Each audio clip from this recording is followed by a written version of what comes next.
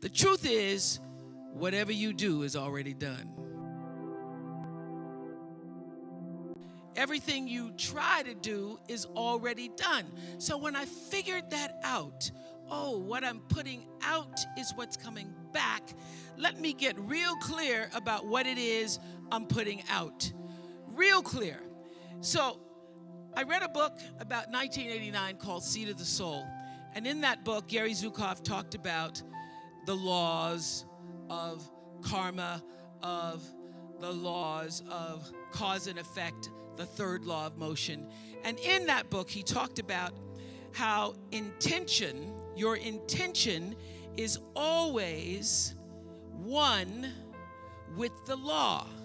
I am the person who gets to control what comes back to me based upon what I'm putting out. Meaning, before you even think about a thing, you have an intention for the thing.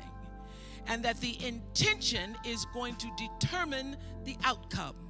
That's why the same people can go to the same church service and somebody walk down the aisle just to be seen to put some money in the church, and somebody else who just goes and just has a little bit to offer. The intention with which you give, the intention with which you serve determines the outcome. So when I figured that out, I went, whoa, I use this principle of intention for everything. I don't do anything without thinking about what is the real reason, what is the real motivation, what is the energy of my intention that's going to go into my thoughts and action and then be returned back to me.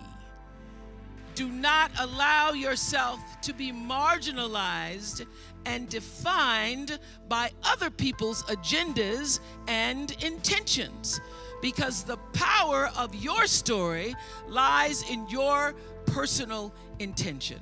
So it is my intention to fulfill the dream of the Creator.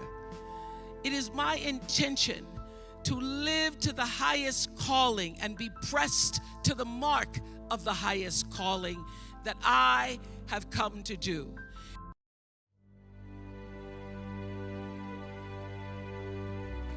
There's a bigger dream waiting for you, just waiting for you to step into it. And when you can ask the Creator, ask that which made you you, what is your dream for me? I guarantee you, instead of you trying to define the dream, what is your dream for me? If you're able to lean into the dream that the universe and all the forces of light and love and power and grace, by all the names that we call God, has for you, nobody can touch you. That is the power of your phenomenon. When you can surrender to the dream, you get to live in the space of the higher power. You get to live in the space that you purposefully have come to earth to claim for yourself. That you can dream the dream, and that God can have a bigger dream. But most importantly, it taught me the power of surrender. It taught me when you've done everything you can do, you don't just have to stand. When you've prayed and cried and stood and tried some more and sacrificed and wanted and dreamed and held on and believed and got turned down and turned back and turned around, it taught me that when you've done everything you can do, surrender all. Surrender all. Your life is big. Your life is huge. And we spend so much time wanting to be in somebody else's life. And you get no credit messing in somebody else's territory, or trying to have power over something you have no control. And you don't get honored, You don't get revered. You don't get celebrating, wanting what somebody else has. You have no power in any territory other than your own.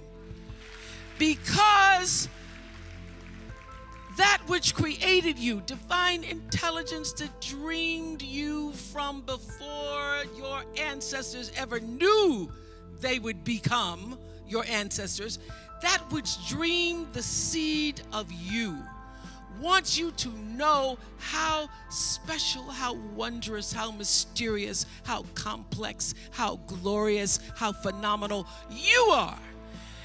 Oh, but you are the master of that. You get to be the master of your own fate. You get to be the captain of your own soul. And if you just manage that, if you just took care of your territory, oh, the glorious, glorious, glorious, wondrous, wondrous opportunities and possibilities that are waiting for you. So the question is, what are you resisting? What are you pushing against? What are you not allowing? What are you blocking because you have this idea of who and what you're supposed to be, instead of leaning into the dream that's already been created and waiting for you. It's waiting for you. And the second, it's an instant thing. It's a shift in the way you see yourself and the power from which you have come.